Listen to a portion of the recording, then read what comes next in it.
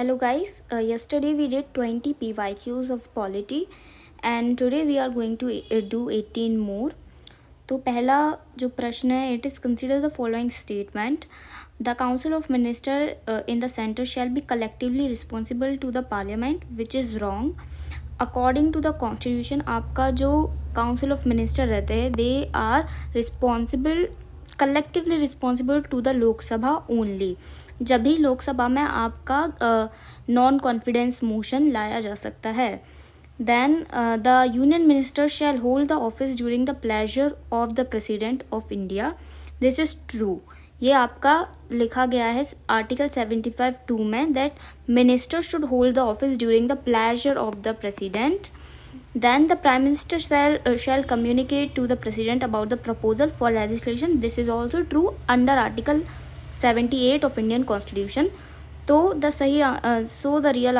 the right answer is B, 2 and 3. Now let's move on to next question.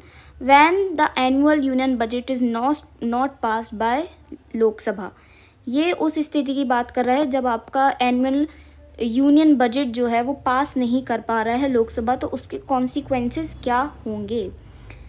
इसका मतलब है जब आपका लोकसभा पास नहीं कर पा रहा है annual union budget, it means that government has lost the confidence in India, in the parliament. It has lost the confidence in Lok Sabha. तो A, the budget is modified and presented again. No, that does not happen. B, the budget is referred to Rajya Sabha for suggestions. No, that also does not happen. अगर confidence ही नहीं है तो of course these two things will not happen. The unions finance minister is asked to resign. No, यहाँ पे आपका important word आ जाता है कलेक्टिव रिस्पॉन्सिबिलिटी. यहाँ पे इंडिविजुअल रिस्पॉन्सिबिलिटी नहीं आएगी. I think in the PYQs of Parliament and State Legislature we have seen कि collective responsibility Article 75(3) has been repeatedly coming repeatedly. Then fourth and the right answer is the Prime Minister submits the resignation of Council of Ministers because confidence नहीं है, and then he or she has to submit the resignation. Then 24th, the deadlock between the Lok Sabha and the Rajya Sabha calls for a joint sitting of Parliament during the passage of ordinary bill. Yes. Money bill no, and constitutional amendment bill no. Constitutional amendment bill her each house से separately pass होना चाहिए. Money bill का तो provision ही नहीं है because in money bill Rajya Sabha has very less powers. इसलिए the right answer is only one, the in ordinary legislation. Which of the following is responsible for preparation and presentation of Union Budget of India? We have already discussed it previously. कल वाले video में आप जाके देख सकते हो. It's Department of Economic Affairs. Okay, Department of Economic Affairs. But let's look into other options also. ये क्या करते हैं, Department of Revenue जो है वो आपका टैक्स पॉलिसी और एडमिनिस्ट्रेशन के लिए पॉलिसीज़ बनाता है. ओके, काम करता है टैक्स पॉलिसीज़ पे और एडमिनिस्ट्रेशन के लिए. देन आपका जो डिपार्टमेंट ऑफ फाइनेंस सर्विस है ये bank, insurance, financial institutes, pensions, इन सब को देखता है. It does not prepare the union budget. Then department of expenditure है वो गवर्नमेंट एक्सपेंडिचर को मॉनिटर और कंट्रोल करता है. Let's move on. Which one of the following statement is not correct with regard to the control of parliament on the budget. आपको यहाँ पे non correct बताना है. The Parliament does not have any role in creation of budget. This is true because the budget is not prepared by the Parliament, it is prepared by the executives. Option B, Parliament has the power to vote on the charge expenditure on the consolidated fund. This is false. We have found the right answer. जो charge expenditure होता है consolidated fund में वो non votable रहता है. इन्हीं charge expenditure में आपका आता है प्रेसिडेंट की सैलरीज, ओके, आपके चीफ जस्टिस की salaries. These are non votable. The parliament has no power to impose a tax without the recommendation of the president. And DA, the Parliament has no power to increase any tax without the recommendation of the President. So these two are kind of similar kind of options. तो इसका यही है कि आपका कोई भी bill जो taxation या फिर आपके टैक्सेशन में इंक्रीज हो, इम्पोज करना हो, उसके बारे में है, तो it can't be passed in a house without prior recommendation of the president. We have already seen कि ऐसे कौन से 5 केसेस हैं जहाँ पे आपको प्रेसिडेंट की प्रायर रिकमेंडेशन लगती है. We have seen that in previous video, kindly go check it out. But according to article 117, taxation के लिए कुछ भी अगर लेजिस्लेशन लाना है, you will have to have president's prior recommendation. In Indian Lok Sabha speaker is elected. ये तो 2009 में बहुत सिंपल सा क्वेश्चन पूछा गया था. Consider the following statement.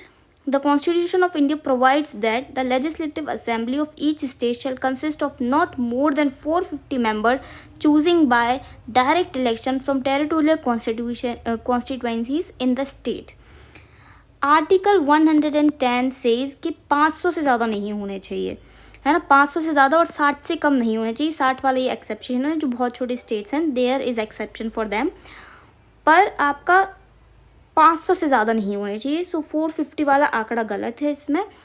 The person shall not be qualified to be chosen the person shall not be qualified to be chosen to fill a seat in legislative assembly of a state if he or she is less than 25 year of age. अब आपको मैं पहले भी बता चुकी हूँ, if there is a question जो आपका स्टेट लेजिस्लेटिव असेंबली पे आ रहा है, काइंडली अगर आपको याद हो इंडियन पार्लियामेंट का, तो you can refer to it, क्योंकि यहाँ पे दोनों जगह सेम प्रोविजंस हैं.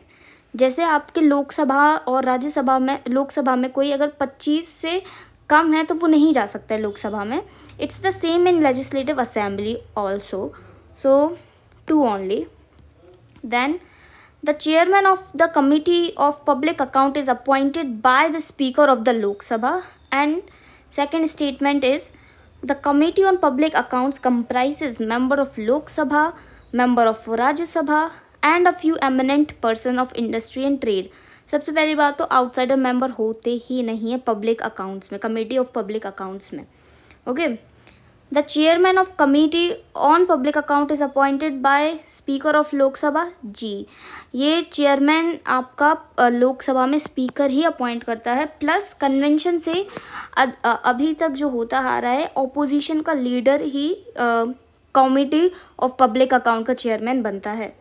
So option 1 is true.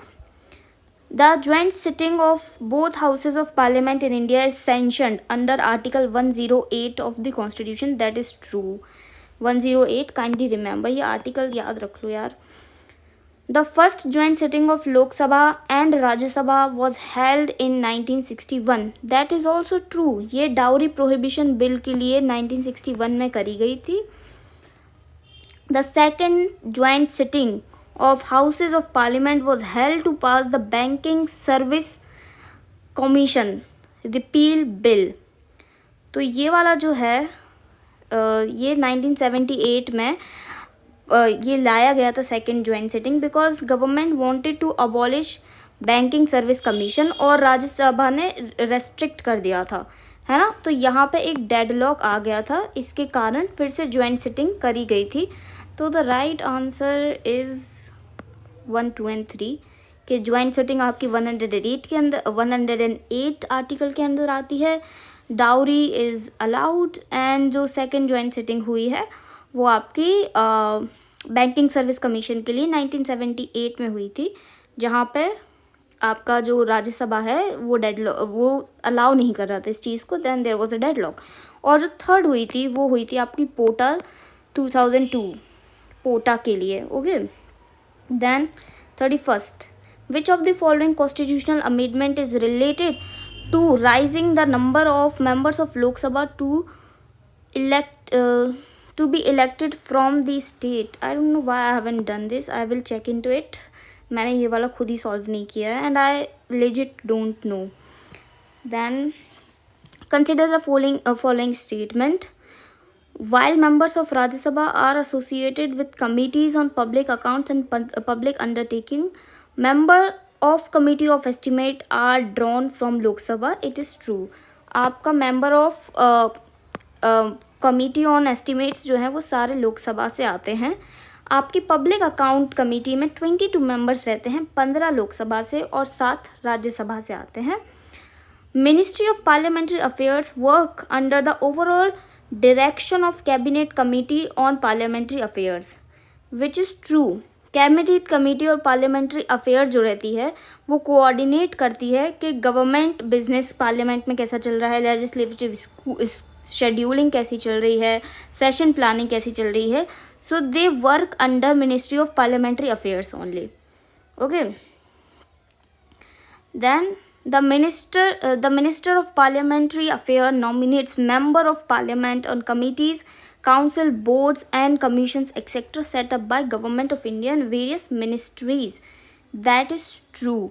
जो आपकी नॉन पार्लियामेंट्री बॉडीज़ रहेंगी, नॉन पार्लियामेंट्री कमिटीज़ रहेंगी, काउंसिल्स रहेंगे, बोर्ड रहेंगे, उन सब के लिए MPs को नॉमिनेट करा जाता है और ये MPs को नॉमिनेट करती है ministry of parliamentary affairs. So all three of them are true. Then the term of Lok Sabha A cannot be extended under any circumstances. This is false. Okay, आपका extend करा जा सकता है. Emergency का time है तो you can extend. Okay, जब तक नेशनल इमरजेंसी है अंडर आर्टिकल 352 तो आपका मिनिमम 1 साल तक तो एक्सटेंशन हो सकता है, 1 साल के लिए, एक बार के लिए. Then it can be extended repeatedly year by an year, जब तक आपकी इमरजेंसी कंटिन्यू कर रही है. B can be extended by 6 months at a time. No, we have seen it can be extended by 1 year at a time. C can be extended by 1 year at a time during the proclamation of emergency. This is true. Okay, term of Lok Sabha आपका emergency के समय 1 साल तक के लिए extend किया जा सकता है. Which one of the following statement correctly describe the 4th schedule of Indian Constitution? 4th schedule में आपका डिस्कस करा जाता है कि काउंसिल ऑफ स्टेट्स में जो राज्यसभा है वहाँ पे सीट एलोकेशन कैसा होना है. 4th शेड्यूल आपका राज्यसभा का सीट एलोकेशन को देखता है.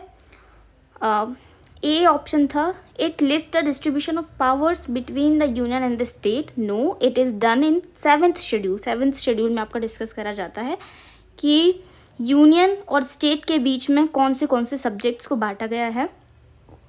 It contains the languages listed in the constitution.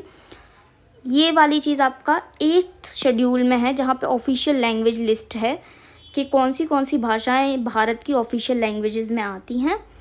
Then it contains provision for administration of tribal areas. ये है 5th और 6th शेड्यूल में. Kindly look into it. 5th और 6th शेड्यूल का प्लीज़ आप डिफरेंशिएशन तो जान ही लो at least. In what way does Indian Parliament exercise control over the administration? तो ये है थ्रू पार्लियामेंट्री कमिटीज़. ये तो मुझे थोड़ा I found this question a little weirdish क्योंकि through parliamentary committees, through advisory committees of various ministries ये भी हो सकता था क्योंकि यहाँ से executive advisory, but I found that ये जो रहती हैं एग्जीक्यूटिव एडवाइजरी बॉडीज़ रहती हैं पार्लियामेंट्री कंट्रोल के लिए ही होती हैं. But I think they can be used, and C and D were not even as a. I was not even wondering that are they true by making the administration send periodic reports and by compiling the executive to issue writs. Then 36 is the speaker can ask a member of a house to stop speaking and let another member speak. This phenomena is yielding the floor. Okay, जब आप एक member दूसरे member को बोलने का chance देता है, it is known as yielding the floor in Indian parliament. 37 which of the following are is stated in the constitution of India. The president shall not be member of either house of parliament. It is true. It is stated in article 58(2) of Indian constitution and the parliament shall consist of president and the 2 houses. This is also true under article 79. तो both 1 and 2. Then which of the following states of India do not have a legislative council? ये this is very easy. Okay, you can look into it. एक पूरा list दिया गया लक्ष्मीकांत में कि कौन सी state है जिसमें लेजिस्लेटिव काउंसिल है. ये वाला मुझे क्वेश्चन ही अटपटा लगा. आई थिंक उस साल अगर यूपीएससी ने ये क्वेश्चन पूछा होगा तो ड्रॉप कर दिया होगा. But if you want to look at it please pause the video and look into it. Then the last question is which of the following statement regarding the office of speaker is correct? 1. He holds office during the pleasure of the president. B. he need not to be a member of house at the time of his election but has to become a member of house within 6 months. He loses his office if the house is dissolved before the end of its normal term. And D, if he intends to resign, the letter of his resignation is to be addressed to the deputy speaker. ये D सही है. पहला वाला क्यों सही नहीं है? क्योंकि आपका प्रेसिडेंट के प्लेजर पे इसलिए नहीं रहता, because he is not appointed by the president. The speaker is not appointed by the president. Then be है, he has to be a member of Lok Sabha. It is एक क्वालिफिकेशन ही है स्पीकर की, that he has to be the member of Lok Sabha. And जो speaker का जो ओहदा है, इट इज़ कंटिन्यूइंग. मतलब आपका एक अगर हाउस ख़त्म हो जा रहा है, आपका एक सेशन ख़त्म हो जा रहा है and it's ending and new Lok Sabha आ रही है, सो उस लोकसभा में भी जो एग्जिस्टिंग स्पीकर है, he will be there until a new speaker is chosen. So he will be there. उसका इस पर से असर नहीं होता है कि लोकसभा डिज़ोल्व हुआ कि नहीं हुआ. So only the D option is true. And I hope you like the video. Do like, share and comment. Thank you.